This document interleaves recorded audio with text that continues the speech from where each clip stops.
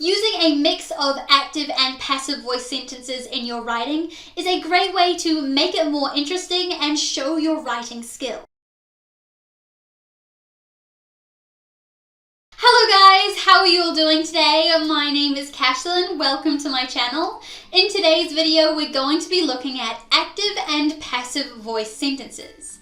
I know this is something that can be a little bit difficult when you're just starting to learn about it, but don't worry because I'm sure by the end of this video you will feel a lot more confident. Today I'm going to be teaching you the difference between active and passive voice and when you should use these types of sentences. I'll also teach you how to create a passive voice sentence and how to change an active voice sentence into a passive voice sentence. So we have a pretty full lesson today, so let's just get into it now. In English, sentences can either be in active or in passive voice. An active voice sentence is when we have a subject that does a verb to an object. For example, the sentence, "The dog chased the cat." In this sentence, our subject is the dog, and it does the action of chasing to the cat, which is our object. This subject-verb-object structure is the basic structure for an active voice sentence. Passive voice sentences, on the other hand, are when the subject is acted on by the verb. So the subject isn't doing the verb like in an active voice sentence, but instead the verb is being done to the subject. For example, in the sentence, "The cat was chased by the dog." In this sentence, the cat is our subject, our verb is chased again, and this time the dog is the object. Can you see how in this sentence, the cat isn't doing the verb, it's not doing the chasing. Instead, the chasing is being done to the cat. The verb is acting on the subject instead of the other way around. This is what a passive voice sentence looks like. I'll give you one more example to make sure that you guys understand. "The hole is dug by the dog." In this sentence, the hole is our subject and it is acted on by the verb dig. The active voice form of this sentence would be "The dog digs a hole." Now let's take a look at making passive voice sentences. When making these, we of course need our subject first. Then we need to use the auxiliary verb to be in any of its forms. Then we need our verb and make sure that's in past tense form. Also, often when we make that verb into past tense form, that means that we're going to need a preposition after that to make the sentence grammatically correct. Then finally, on the end, we need our object. Now, I know all of that sounds a bit confusing when I just say it all, but I'm going to give you guys some examples to show you how this works. We'll just take our two passive voice examples from before. Our first example was "The cat was chased by the dog." Now in this sentence, you can see we have our subject first, the cat, then we have the auxiliary verb to be in the form of was, then we have our verb in a past tense form, chased, and as I said, when we make those verbs into past tense, often we also need to add a preposition to make the sentence grammatically correct. And we've done that in this case. We have by there as well. And then finally on the end we have our object, the dog. In the sentence, "The hole is dug by the dog," we again have our subject, the hole, the auxiliary verb to be in the form of is, our verb in past tense form, dug, a preposition, by, and then our object, the dog. This structure of subject, to be, verb, preposition sometimes, and object is the basic passive voice sentence structure. Okay, now let's figure out how to turn an active voice sentence into a passive voice sentence. The thing that I know that you guys are all dying to learn about. Before I tell you guys though, please remember you can't change all active voice sentences into passive voice sentences. You can only change the sentences that have a direct object. So the direct object of an active voice sentence is the object at the end which the verb is being done to. For example, in that sentence I gave you before, "The dog chased the cat." In this sentence, our direct object is the cat because the verb is being done to it. So you can only change active voice sentences that have a direct object into passive voice.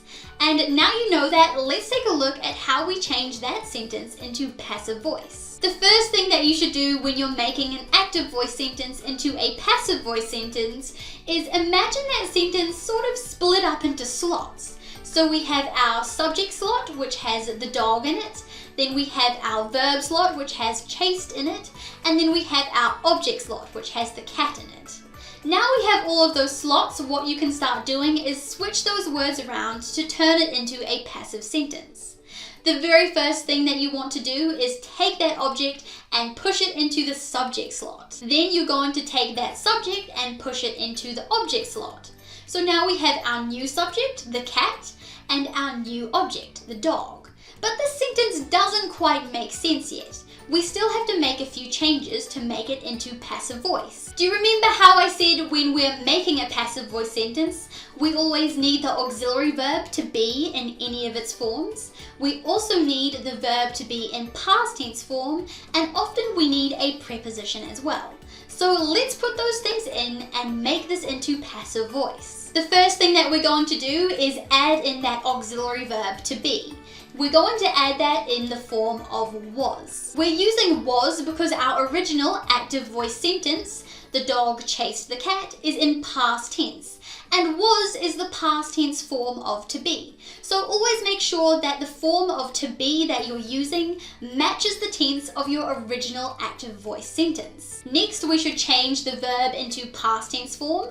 Luckily for us, it's already in past tense, so we don't need to do anything about that. And finally, we need to add in a preposition to make the sentence grammatically correct. We need to add in by. The cat was chased by the dog.